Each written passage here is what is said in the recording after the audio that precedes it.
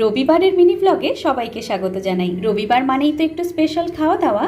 তবে আজকে খাওয়া দাওয়া ছাড়াও আর একটা কাজ ছিল। খাওয়া দাওয়া শেষ করে আমি আর মা এই চড়া রোদের মধ্যে টুকাইকে নিয়ে চলে গিয়েছিলাম পোলিও সেন্টারে। আজ ছিল পোলিও দিবস। বাচ্চাদের সুস্থ ভবিষ্যতের জন্য এই 2 ফোঁটা পোলিও যে কতটা জরুরি তা আমরা সব মায়েরাই জানি। তবে পোলিও খাওয়া শেষে মাত্রই একটা আঙুলের ওপর দাগ টুকাইয়ের মনে ঠিক ধরছিল না। সেই জন্য ম্যাডামদেরকে বলে বলে একটা দুটো করে 5টা আঙুলেই দাগ নিয়ে নিয়েছে। পোলিও সেন্টার থেকে বেরোতেই ঠিক পাশেই চোখে পড়লো গতকাল শনিবারের কালী পুজোর মণ্ডপ। প্রণাম শেষে টুকাই আবার কালী মাতাকে ওর হাতের আঙুলের দাগগুলো দেখাচ্ছিল। শ্যামা মাকে দর্শন করে এই সুন্দর মুহূর্তটাকে ফ্রেমবন্দি করার জন্য আমরা 3 জনে কয়েকটা ছবিও তুলে নিলাম।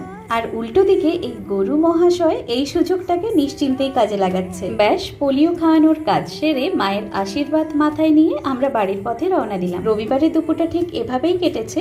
আসবো পরের ভিডিও নিয়ে। আজকের জন্য টাটা।